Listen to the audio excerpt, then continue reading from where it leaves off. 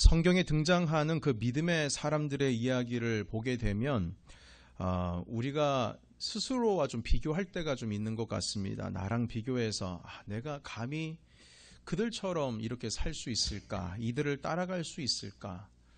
이런 생각을 한번 해본 적이 있습니다. 여러분들은 어떠십니까? 우리가 말이 아브라함의 믿음을 우리가 본받아야 된다고 하지만 사실 그 믿음에 우리가 쉽게 접근할 수 있다고 여러분 감히 이게 생각할 수는 없는 것 같다는 겁니다. 요셉의 경우도 마찬가지고요. 모세의 경우, 여호수아의 경우, 다윗의 경우, 그리고 다니엘의 경우.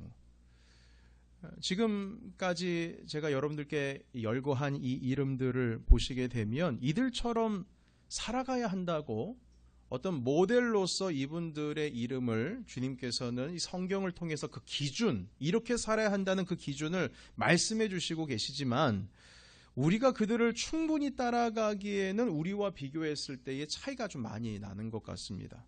한마디로 성경에서 보여주시고 계시는 그 기준이 너무 높아 보이는 겁니다. 우리가 말이죠. 여러분 한번 생각해 보기를 원합니다. 다니엘이 적당하게 신앙생활한 건 아니지 않습니까? 요셉도 마찬가지고요. 다윗이 신앙생활할 때 적당하게 했을까요? 절대 그렇지 않지 않습니까? 그러니까 적당하게 신앙생활을 한 사람들의 이야기는 성경에 없습니다. 모두 다가 최고의 것을 그 신앙생활을 한 그 기준으로서 하나님께서 보여주시고 계시기 때문에 성경을 읽을 때마다 너무 높다. 이분들을 우리가 따라가기에 얼마나 이게 힘들까 이런 생각이 들 때가 있습니다. 여러분 곰곰이 묵상하면서 성경을 읽다 보면 그런 도전이 우리 가운데 있을 수밖에 없죠. 자, 그런데 오늘 이 사도행전 18장에 보여주시고 계시는 사도 바울의 경우에도 비슷합니다. 일단 우리가 지금 18장까지 오기까지 사도행전에 기록되어 있는 이 바울의 행적을 보면 우리의 믿음과 우리가 행하고 있는 모든 사역들이 그분께서 행하신 일 가운데에 범접할 수 있을까? 이런 의심이 듭니다. 이 사도 바울은 고린도 지역에서 2차 선교 여행을 이제 마무리를 하게 됩니다. 그리고 고린도의 사역을 마무리하면서 이제 안디옥 교회로 출발을 하죠. 왜냐하면 안디옥 교회가 자기를 파송한 교회이기 때문에 2차 선교 여행에 대해서 보고를 하고 그리고 다시금 채비를 하고 다시 3차 선교 여행을 떠나기 위해서 안디옥 교회로 향하고 있습니다. 그런데 돌아가는 길에 이 바울은 고린도에 머물면서 함께 일꾼 되었던 그리고 만나게 되었던 그 브리스길라와 아굴라와 함께 고린도를 떠나서 수리아로 향하게 됩니다. 안디옥 교회로 이제 돌아가는 길목이죠. 그런데 그곳에서 이 서원한 바가 있어서 갱그리아에서 내가 서원했다라고 하는 그 증표로 정결함을 하나님께 드리기 위해서 머리를 다 깎고 자기를 파송했던 그 안디옥 교회로 다시금 향합니다. 그리고 돌아가는 길에 에베소를 들리게 되는데 이 에베소에서 브리스길라와 아글라를 거기에 남겨두고 그리고 떠나게 되는데요. 그 가운데에 사도 바울이 회당에 들어가서 복음의 말씀을 전하다가 많은 유대인들이 더 말씀을 듣고 싶어서 사도 바울에게 조금 더 머물러 달라고 말을 하지만 그래도 하나님께서 기회를 주시고 주님께서 원하시는 바가 있으면 내가 다시 올게요 라는 그 한마디를 남기고 다시 에베소를 떠나서 안디옥으로 향하게 됩니다.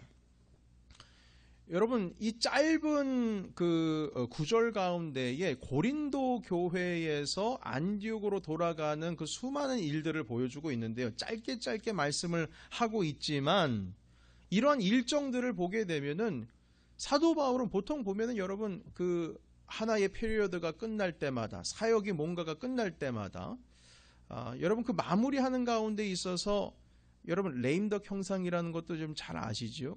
대통령께서도 이제 임기 말 정도 되면은 그 약간 좀 느슨해지지 않습니까?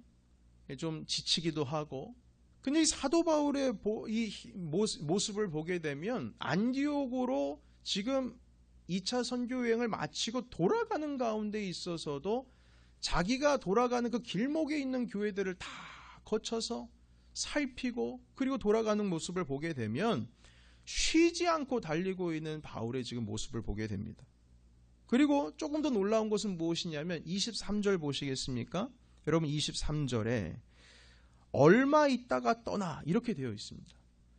22절에 보시게 되면 가이사랴에 상륙하여 올라가 교회를 안부를 물은 후에 안디옥으로 내려가서, 그러니까 안디옥에 이미 도착을 했죠. 그런데 거기서 얼마 있다가 떠났다라고 되어 있어요. 그러니까 이 내용을 보시게 되면 곧바로 이제 2차 선교 여행을 마무리하고 이제 3차 선교 여행을 떠난 모습을 지금 여기에 지금 그리고 있는 것입니다.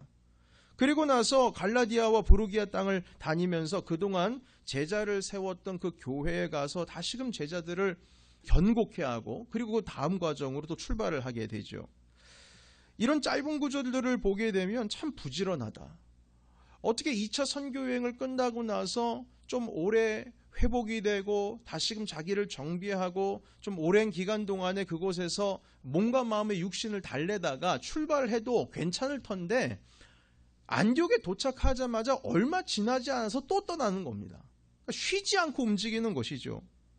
아무리 사명을 받았다고 할지라도 충분히 지칠 수 있는 상황 아닙니까? 충분히 지칠 수가 있어요. 그런데 지쳐있는 모습을 바울에게서 찾아볼 수가 없습니다. 처음부터 끝까지 그가 복음을 전하는 모습은 아주 일관적입니다. 그의 열정과 헌신이 식을 줄을 모릅니다.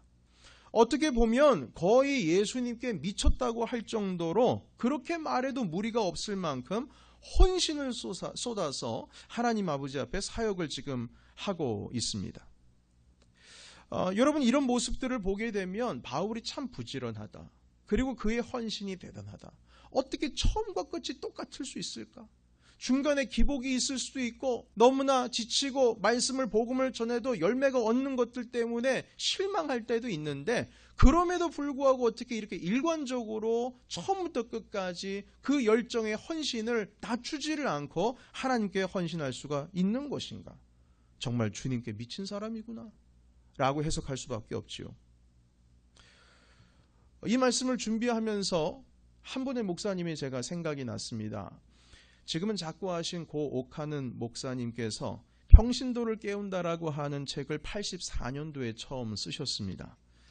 이 책이 당시에 한국교회 제자훈련이라고 하는 엄청난 붐을 일으켰습니다.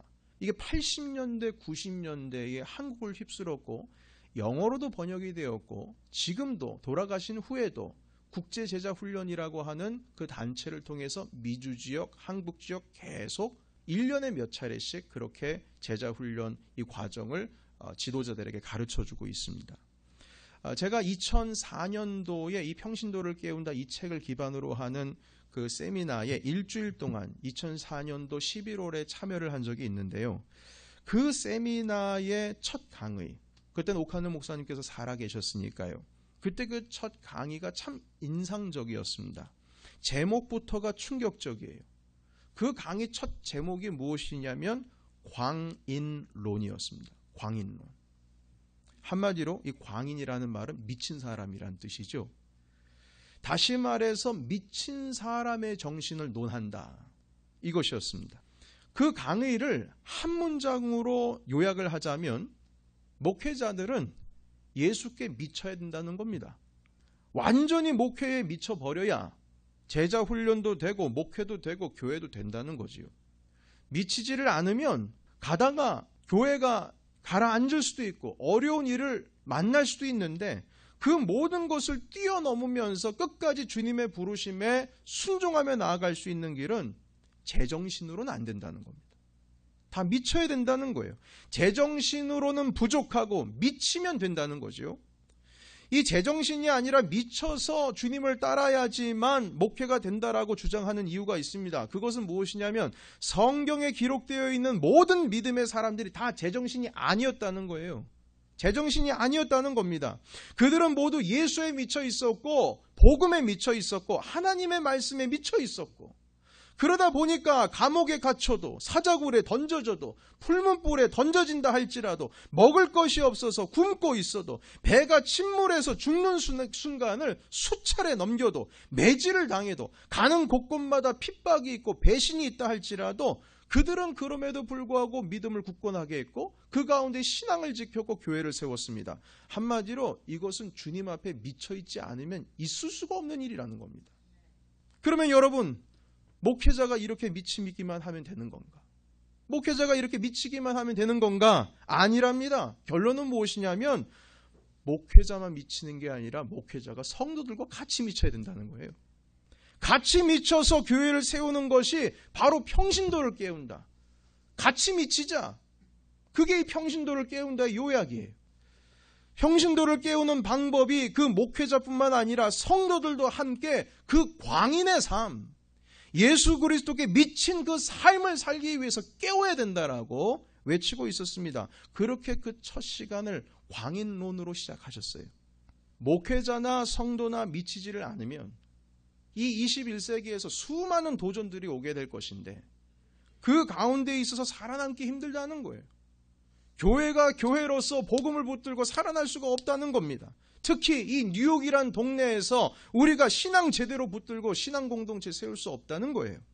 아까도 함께 사도행전의 말씀을 보면서 나누었지만 정말 사도 바울은 정말 미친 사람이었습니다. 복음에 미친 사람이었죠. 2차 선교 여행을 마치고 나서 안디옥으로 돌아와 오래 지나지 않아서 또 복음 전하기 위해서 출발했습니다. 다시 선교 여행을 떠나면 또 감옥에 갇히고 또 매맞고 또 목숨의 위험을 받을 텐데 쉬지 않고 또 떠난 거예요. 다시 말해서 광인정신이 있었기 때문에 얼마 지나지 않아서 또 떠났다는 거죠. 우리 주님 앞에 이렇게 헌신된 사람이었습니다. 자, 그런데 여러분, 제가 만약 이 자리에서 여러분, 우리 모두 광인정신으로 예수님께 미친 사람이 됩시다. 만약 이렇게 말하게 된다면 여러분 정말 부담스러울 겁니다. 이 중에서 얼마나 많은 분이 이 말에 공감을 하고 따라오실 분들이 몇이나 되실까요? 그리고 여러분 사실 이 미쳤다라고 하는 것이 의지적으로만 돼서는 안 되는 겁니다. 사실 미쳤다라고 하는 것이 의지적인 영역이 아니거든요. 여러분 미친 사람이 미치고 싶어서 미칩니까? 뭔가에 사로잡혀서 제정신을 저절로 잃어버리는 것이지 자기가 나 정신 잃어버릴래. 그래야 정신을 잃어버리고 미친 사람이 됩니까? 여러분 그건 아니지 않습니까? 우리가 이 복음에 미친다라고 했을 때에도 사실 이건 우리의 의지적인 영역 그 이상입니다. 강권적으로 성령께서 우리 안에 오셔서 우리의 마음을 휘저어야 그래야지만 우리 또한 바울처럼 그 시대의 사도들처럼 주님께서 세우신 이 공동체를 세울 수 있지 않겠습니까? 주님께서 역사하셔야 된다는 거예요. 자, 그렇다면 여러분 광인정신으로 신앙생활을 한다는 것이 꼭 성령님께서 강권적으로 역사하셔서 우리의 마음을 휘저어야지만 그게 가능하다고 한다면 여러분 만약 그렇다면 우리의 의지적으로는 우리의 의지만으로는 그것이 불가능할까요? 저는 그렇게 생각하지 않습니다. 성령께서 마가의 다락방에 오셔서 그 잠잠했던 제자들 120명을 불과 같이 임하시고 그들을 깨우신 것은 그분께서 강권적으로 역사하신 것 맞는 말씀이긴 하지만 그 이전에 그 120명의 제자들이 먼저 의지적으로 다락방에 모였고 의지적으로 기도하고 있을 때에 성령님께서 그분 가운데 역사하신 줄 믿습니다. 다시 말해서 그들의 의지가 시작이 되었을 때에 성령님께서 그들을 깨워서 복음에 미친 사람들이 되게 하신 겁니다. 이 의미는 우리의 의지가 먼저 시작되어야 성령께서도 움직이신다는 거예요. 우리의 의지가 먼저 시작되어야 성령께서도 역사하신다는 겁니다. 요단강을 이스라엘 백성들이 출애굽하여서 건너게 될 때 말입니다. 제사장들이 가장 먼저 법궤를 메고 그리고 그 가나안 땅을 들어가려고 합니다. 그런데 앞에 요단강이 있어요. 주님께서 명령하십니다. 여호수아야, 제사장들 먼저 법궤 메고 강으로 들어가게 하라. 속으로 그렇게 생각했을 거예요. 하나님, 아직 요단강이 갈라지지가 않았는데요. 제사장들도 뒤를 돌아보면서 이거 어떻게 해야 되나, 가야 되나 말아야 되나 그랬을 거예요. 그러나 들어가라는 겁니다. 들어가라는 거예요. 제사장들이 어깨에 그 법궤를 짊어지고 한 걸음 한 걸음 들어가서 그 제사장의 무리들이 요단강에 발목에 다 잠겨가지고 물속에 들어갔을 때에 비로소 요단강의 물이 끊어지기 시작했습니다. 다시 말해서 그들이 의지적으로 먼저 움직였을 때에 주님께서 역사하신 것입니다. 여러분, 그것처럼 우리가 먼저 의지적으로 하나님 아버지 앞에 나아가야 바로 바울이 가셨던 그 광인의 세계로 주님의 은혜 가운데 우리의 마음을 주께서 휘저으셔서 그렇게 그 세계로 우리 또한 들어갈 수가 있는 것입니다. 광인 정신으로 신앙생활을 하고 그리고 광인 정신으로 복음 들고 교회를 세운다는 것이 불가능한 일이 아닙니다. 충분히 가능한 일이고, 그리고 교회의 역사가 그렇게 여기까지 왔습니다. 우리의 의지가 먼저 조금이라도 시작되고 그리고 나서야 하나님께서 움직이시는 것이지. 물론 주님께서 먼저 가시고 우리가 뒤따라가는 것은 맞습니다. 그러나 주님께서 역사하시는 그 순간에는 우리의 순종이 주님 앞에 의지적으로 있을 때에 주님께서 역사하시고 주님의 나라를 세워주신다는 것입니다. 여러분, 공감하십니까? 이 광인정신이라고 하는 것을 자꾸 우리의 기준으로 자꾸 말한다면, 여러분, 이게 거리가 너무 먼 것처럼 느껴지는 것은 여러분, 이건 의심할 수는 없을 것 같아요. 그대로 우리가 느끼는 대로 하면 너무나 부담스럽습니다. 현실적이지 않은 것 같고, 자꾸 광인이 돼야 된다라고 하면 갈 길이 참 먼 것 같기도 하고 그렇게 느껴집니다. 그래서 이 광인정신이라고 하는 이것을 우리가 함께 충분히 적용할 수 있는 말로 이 시간 좀 세 가지로 바꾸어서 우리 함께 나누고 이 말씀을 마치고자 합니다. 광인정신이란 도대체 무엇일까? 우리가 적용할 수 있는 그것이 도대체 무엇일까라고 했을 때 쉽게 말하자면 첫 번째는 무엇이냐면 주님 사랑하는 것에 푹 빠져 있는 그 사람이 바로 광인정신으로 살아가는 사람입니다. 주님 사랑하는 것에 푹 빠져 있는 사람들. 여러분, 우리는 주님을 사랑할 수 있습니다. 여기에 모여 계신 모든 분들께 주님 사랑하십니까? 라고 하면 한 명도 빠짐없이 네, 저는 주님 사랑합니다, 이렇게 대답하실 거예요. 그러나 우리는 다 주님을 사랑할 수는 있지만, 그러나 주님만을 사랑하는 것은 많이 어렵습니다. 여러분, 이스라엘 사람들이 멸망을 당해서 바벨론으로 끌려갔을 때에 그들이 우상을 섬겨서 결국엔 주님께서 심판하신 것 아니겠습니까? 그러면 여러분, 그들이 우상만을 섬겨서 그렇게 됐다고 생각하십니까? 아니요, 그렇지 않습니다. 하나님도 섬기고 우상도 섬겼습니다. 매일같이 예배 드리고 그리고 우상 섬겼어요.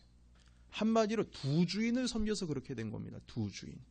하나님을 사랑은 할 수는 있지만 주님만 사랑하기는 정말 어렵습니다. 그러니까 주님께서 두 주인 섬길 수 없다라고 말씀하시지 않습니까? 여러분, 벌써 광인정신이라는 말을 제가 이 강단에서 외칠 때에 부담스럽게 다가올 수밖에 없는 그 이유 아십니까? 그 이유는 무엇이냐면 간단하게 말씀드리겠습니다. 죄송하지만 마음에 찔릴 수도 있는데 내가 다리 한 짝은 세상 가운데 걸쳐놓기 때문에 사실 부담스러운 것 아닙니까? 걸쳐놨으니까 부담스러운 거지요. 만약 주님께로만 우리의 마음을 올인했다면 그게 어떻게 부담스러운 것이 되겠습니까? 당연한 것이 되죠. 주님 사랑하는 것에 푹 빠져 있으면 주님만을 사랑할 수 있고 주님만을 경외할 수 있습니다. 그래서 주님 앞에 빠져야 된다는 거예요. 사실 이 주님만을 사랑하는 것에 푹 빠져 있는 사람을 세상이 이길 수가 없습니다. 이길 수가 없습니다. 세상의 어떤 것도 그것을 이길 수는 없습니다. 제가 이런 글을 본 적이 있어요. 천재를 이길 수 있는 평범한 사람이 있을까? 천재가 아닌 사람이 천재를 이길 수 있는 방법이 있다고 합니다. 그 방법이 무엇이냐면 그 일을 즐기는 사람을 천재는 이기지를 못한답니다. 그 일에 푹 빠져 있는 사람을 천재가 이길 수가 없다는 거예요. 그만큼 그 일을 즐기고 사랑하는 것이 얼마나 중요한 것인지를 가르쳐주는 말씀인 겁니다. 여러분, 의무적으로 하는 일은요, 시간이 지나면 지치게 되어 있습니다. 의무적으로 하는 일은 위기가 오면 포기하게 됩니다. 아무리 천재라도 그 일이 즐겁지가 않으면 결국에는 천재도 지게 되는 거예요. 그러나 천재가 아닌 사람도 조금 천재의 어떤 기프트가 없다 할지라도 그 일을 즐기고 사랑하는 사람, 천재가 당해낼 재간이 없답니다. 그런 글을 제가 인터넷에서 본 적이 있어요. 나 스스로 한번 살펴봤으면 좋겠어요. 예수님께 푹 빠져서 살고 있는지 확인해 보시기 바랍니다. 혹시 말로는 예수님을 사랑한다고 하면서 예수님을 사랑하는 그 마음을 다른 것에 빼앗겨 살고 있지 않은지를 한번 살펴봤으면 좋겠어요. 여러분, 주님께 푹 빠져 있으면요, 아무리 세상이 우리를 크게 위협을 한다고 할지라도 주님의 교회는 늘 든든히 세워지고 우리는 어떤 상황 속에서도 세상을 너끈히 이길 수 있는 힘이 우리에게 주어질 줄로 믿습니다. 두 번째로 광인정신이라고 하는 것, 우리가 적용할 수 있는 쉬운 말로 좀 표현할 수 있다면 최소한의 것을 헌신하는 것이 아니라 최선의 것을 헌신하는 정신, 그것이 광인정신입니다. 하나님께서 요구하시는 헌신은 최대의 헌신 아닙니다. 주님께서 원하시는 것은 최선의 헌신입니다. 최대의 헌신. 여러분, 이건 불가능하지요. 내가 할 수 있는 게 한 5달란트밖에 없는데 주님께서 10달란트를 요구하시겠습니까? 그렇지 않습니다. 내가 가지고 있는 5달란트, 거기에 대해서 최선을 다하면 되는 거예요. 주님께서는 최대의 것을 원하시는 것이 아니십니다. 내가 할 수 있는 달란트와 내가 할 수 있는 그 범위 안에서 최선을 다할 때에 주님께서는 그것을 원하시는데, 때로는 그 최선을 다하게 될 때에 그 범위를 우리가 너끈히 뛰어넘을 때도 있습니다. 여러분, 이것이 우리가 생각하기에는 내가 할 수 있는 것은 5달란트밖에 없는데 이걸 뛰어넘을 수 없으니까 최선을 다하면 그게 뛰어넘어지게 돼요. 왜 그러신 줄 아십니까? 하나님께서 5달란트를 자기 종들에게 허락해 주신 그 달란트 비율을 보시게 되면 그 작은 일에 충성했을 때 어떻게 하십니까? 주님께서 5개 더 주시지 않습니까? 그러니까 한마디로 그 5개 가운데 받았던 것에 대해서 최선을 다했을 때에 주님께서 그 지경을 확장시켜 주시는 거예요. 난 뛰어넘을 수 없다고 생각할 수 있을런지 모르겠지만 최선을 다했을 때에 할 수 있었다는 겁니다. 그러나 1달란트 남아있는 사람은 뭐 했습니까? 그걸 할 줄 최선을 다했습니까? 아니에요. 그는 최소의 것을 했어요. 그냥 땅속에 감추면 나중에 자기 주인이 왔을 때 그것 꺼내드리면 되는 거니까. 할 수 있는 일이 더 있었습니다. 그 말씀해 보시게 되면 너희가 은행에 갖다 놓기만 해도 이자를 받을 수 있을 텐데 그것조차도 하지 않았다. 아무런 시도를 하지 않았다라는 거예요. 그러나 여러분, 우리는 자꾸 주님께서 우리에게 허락하여 주신 그 달란트, 그 범위를 뛰어넘으려고 하는 시도에 너무 인색합니다. 자꾸 최소의 것을 드리려고 해요. 다니엘도 그 세 친구도 요셉도 다윗도 자기가 할 수 있는 범위를 한 번이 뛰어넘은 것이 아니고요. 작은 것들을 뛰어넘는 경험을 통해서 하나님께서 더 큰 시험을 감당하게 해주시고 또한 그것도 뛰어넘을 수 있는 상황과 환경과 또 믿음도 허락해 주셨다는 것입니다. 처음부터 큰 걸 뛰어넘은 게 아니었어요. 아브라함도 보세요. 다니엘도 보십시오. 요셉도 보세요. 작은 것부터 시작해서 주님께서 그 지경을 넓혀주신 겁니다. 작은 일에 충성한 자에게 하나님께서는 더 큰 일도 맡기실 수 있습니다. 그러나 우리는 그 작은 일에 만족하고 하나님께서 최선의 것을 원하시는데 최선의 것을 헌신하기보다는 내가 할 수 있는 범위 안에서 자꾸 최소의 것을 하나님께 드리고자 한다는 겁니다. 내가 지금 최선의 것을 하나님께 헌신하고 있는가? 이것을 확인할 수 있는 표지가 있는 것 같습니다. 어떤 사람은 그렇게 생각하지 않겠습니까? 최소의 헌신을 하나님께 드리면서 난 최선의 것을 하나님께 헌신하고 있겠다. 이렇게 생각할 수 있어요. 왜냐하면 다들 생각의 기준이 다르니까요. 그러나 제가 지금 말씀을 드리고 있는 이 방법으로 내가 지금 최선의 것을 헌신하고 있는지를 확인할 수 있을 것 같아요. 그것은 바로 이것입니다. 내가 필요로 하는 자리에 내가 있는가?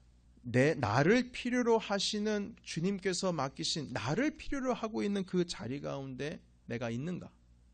이 질문에 대한 대답이 그 최선의 헌신에 대한 지표입니다. 조금 더 정확하게 말하자면, 질문하자면 나를 필요로 하는 자리에 내가 얼마만큼 그 자리 가운데 있으려고 했는가? 머무르려고 했는가? 그리고 그러고 있는가? 이것입니다. 한마디로 의지적인 것이죠. 이 질문으로 지금 내가 최선의 것으로 하나님께 헌신하고 있는지를 판단할 수가 있을 것 같습니다.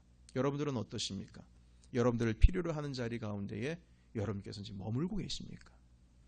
마지막으로 이 광인정신이라고 하는 것은 조금 더 쉽게 우리가 이해할 수 있는 표현으로 표현하자면 끝까지 인내할 줄 아는 정신을 의미합니다.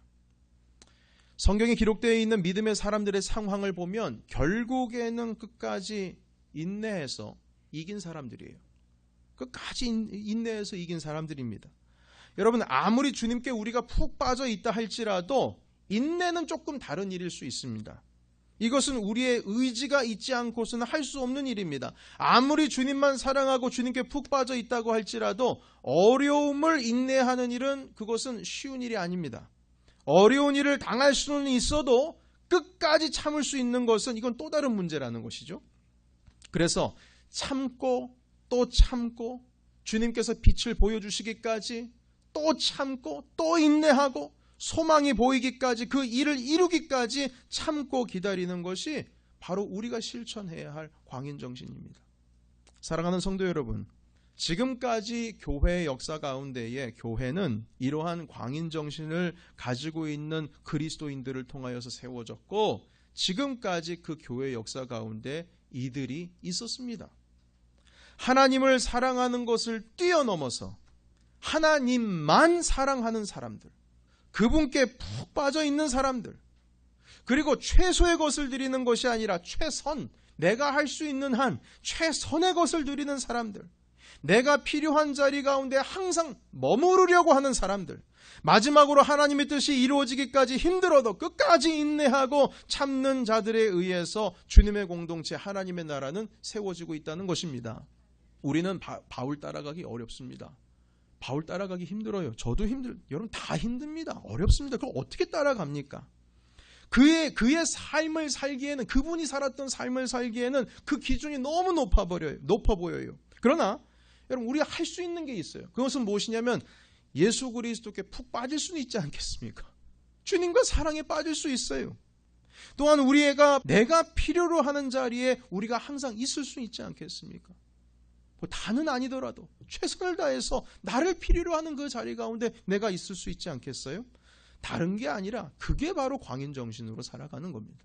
마지막으로 하나님의 뜻이 이루어지기까지 힘을 다하여서 희망을 바라보고 좁은 문으로 들어간다고 할지라도 그 문 넘어서 주님께서 우리에게 빛을 보여주실 것을 믿는 믿음을 의지해서 나아가는 것, 끝까지 참고 인내하는 것, 이것이 또 하나의 광인정신인 것입니다.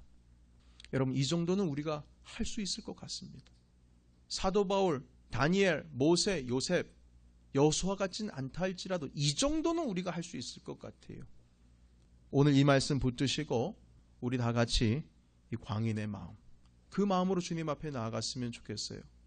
여러분 성경에 기록되어 있는 많은 이 믿음의 선진들을 우리가 따라가기는 힘듭니다. 그러나 내가 할 수 있는 그 길 가운데에서 예수 그리스도께 우리가 마음을 드릴 수가 있고 푹 빠질 수 있으며 최소의 것이 아니라 최선의 것을 드릴 수가 있고 내가 필요로 하는 자리에 항상 머무르려고 할 수 있고 그리고 주님의 뜻이 이르기까지 우리가 인내하고 참을 수 있습니다. 이러한 광인의 이 마음, 정신, 주님을 향한 심령으로서 주님께서 우리에게 맡겨주신 주님의 이 믿음의 공동체를 세워나가시는 저와 여러분이 되시기를 예수님의 이름으로 축복합니다.